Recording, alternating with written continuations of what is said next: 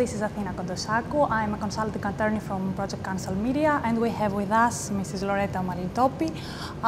She's going to share her views on the last session, which was about arbitration. So Loretta, should arbitration be the preferred method of dispute resolution?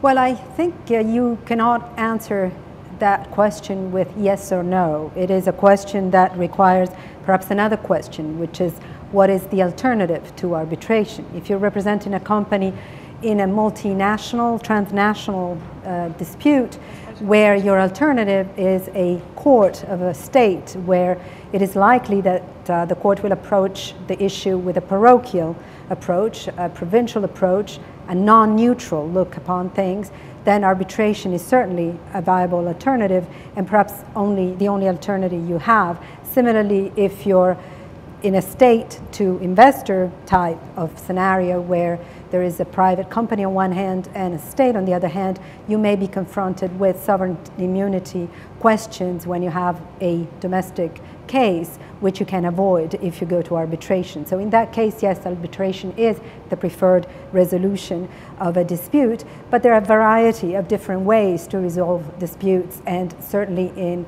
Eversheds we look at early case assessments to provide our clients with different alternatives other than arbitration and other than mediation or conciliation or other alternative methods of dispute resolution. What would you identify as weaknesses in the arbitration? Well, I think arbitration at the moment has been the object of a lot of criticism, particularly because it is said by the users that it has failed to meet some of the expectations, which I have to say were very high.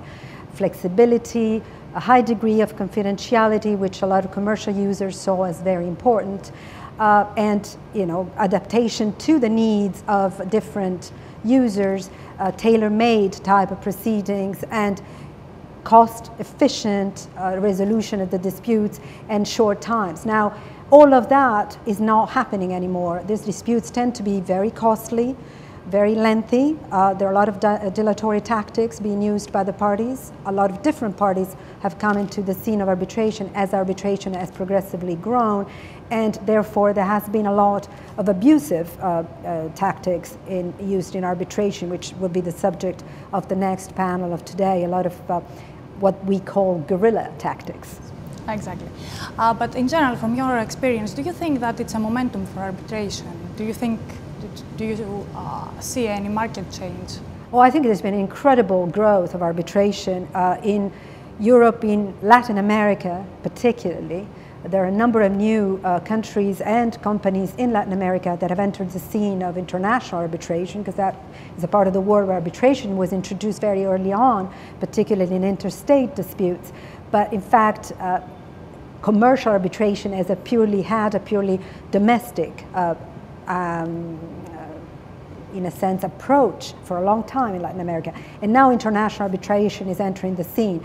And the same happens in Southeast Asia and in the Middle East. So I think there is a growth. There are a lot of opportunities in arbitration today, but because it is growing, there's also growing pains.